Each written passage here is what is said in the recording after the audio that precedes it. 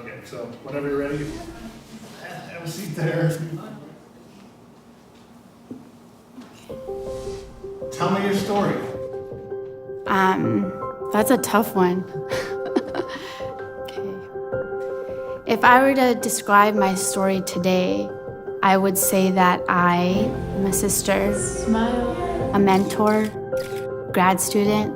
I'm pretty optimistic and resilient. But when I look back, I didn't believe that about myself growing up.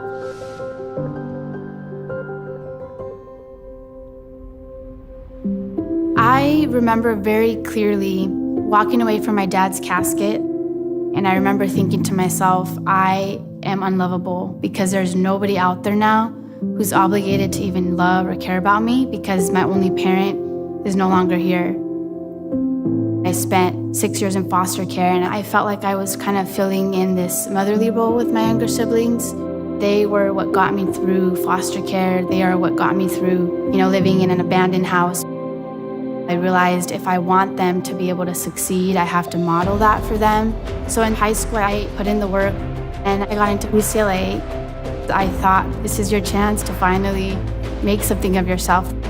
When I was graduating UCLA, there was that feeling of uncertainty. I don't know what's next. Something's coming to an end, and I don't know where I'm going. I just remember thinking, wow, that kind of a program exists. I signed up for it, and from there, it just felt like the wind for the first time was actually at my back.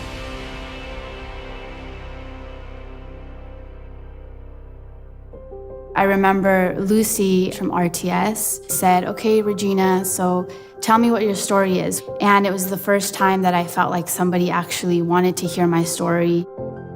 At RTS, we really work on empowering students who experience the foster youth system. It's really about recognizing what is their story. We want to find out what their dream is and how can we help them see that it could be a reality. I used to never want to even look back at my life because I thought it was drenched in so much sadness. But now when I look back, I'm able to see you can actually reach people through your struggle. I think working with RTS really did help her find out her story and build that confidence. I was volunteering at the juvenile hall. The need there was so big.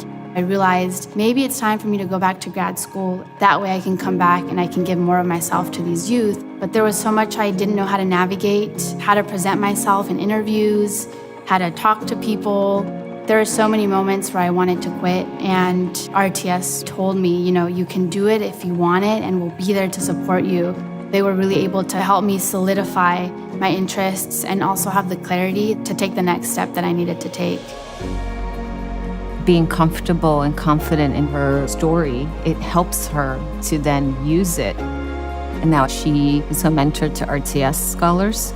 Meeting people who want for you is very life-changing. Even in the midst of all the chaos and trauma that we've experienced, you see resilience pop up in incredible ways. We're all working together to be able to pour it back into the world in some way, and we're providing that support to one another, which is even more beautiful. I don't think I would be mentoring and pursuing grad school if I didn't have RTS, because they helped me see my own resilience. And once you catch sight of that, I think it allows you to be able to help others be able to find that in themselves. When you have that experience where you really feel someone's listening, it just transforms you. It almost feels like you're being listened into existence. That's the story that RTS has helped me to write.